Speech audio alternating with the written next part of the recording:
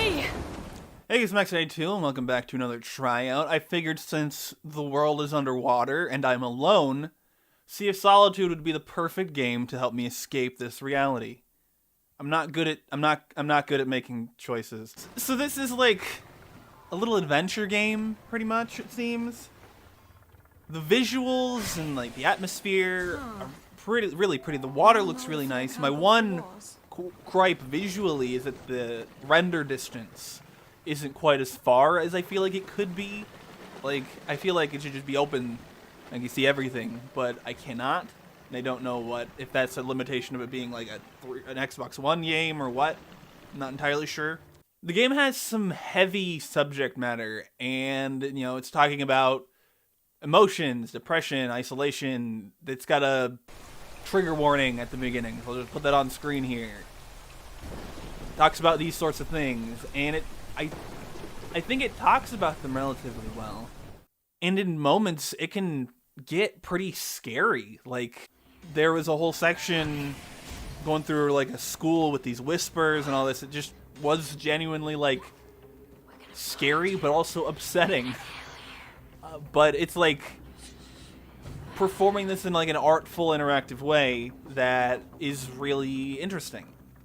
My one gripe with that, though, is it might be a bit too straightforward given its presentation. You're playing as this, like, kind of monster-looking girl who looks a lot like the monsters you're running away from, and you're acting like you're just a normal human being, like you're just like everybody else. And I'm sure there's a metaphor here in it, but the way that it presents all this is very straightforward.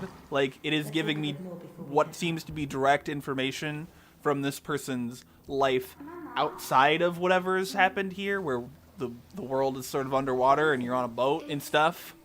Included with that is that the voice acting can be a little weird here and there. I know how it can get for people when you're in a booth or whatever, and you don't necessarily have someone to bounce off of. You're just sort of performing as to what the voice director tells you to do to an extent. So it's not necessarily an issue on behalf of the voice actor, because there are other bits that are just really, really great and really work. Like the part where there's just like pain, anguish sounds, those sound great. But some of the line deliveries sound weird. I'm not entirely sure what's up with that.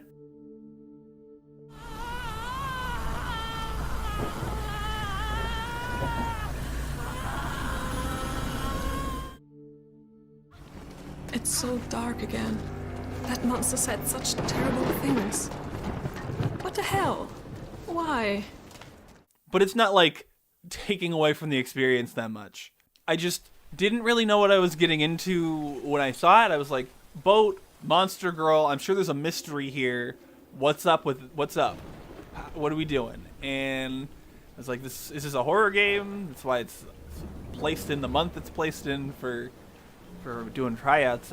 But it kind of is, but it's definitely exploring mental health issues more than it's trying to be a horror game. There's just an inherent horror in the difficulties of dealing with certain mental health issues. So, yeah, that's just how it is.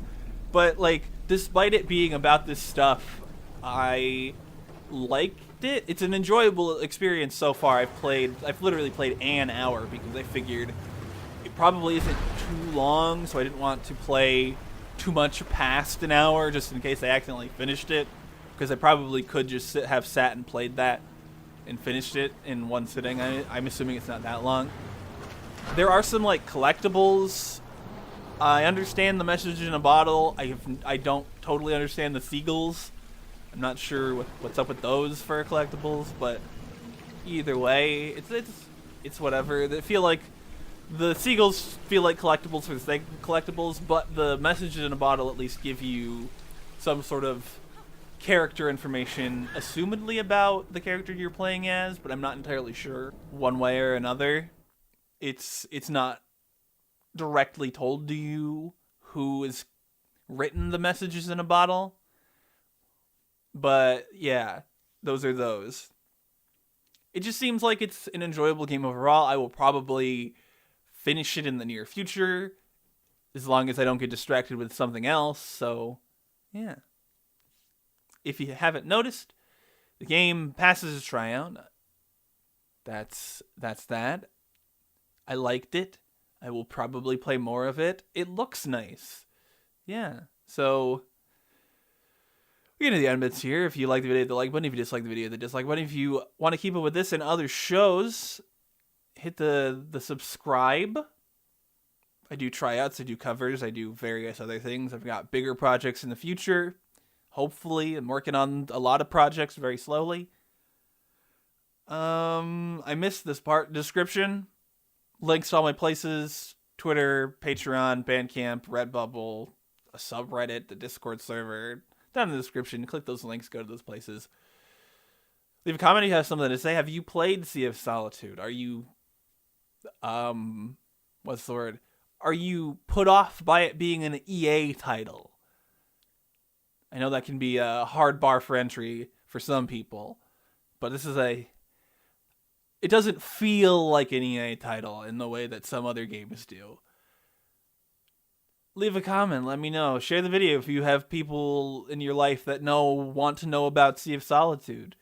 Do the things. Anyway, thank you so much for watching, and I'll see you next time. Bye.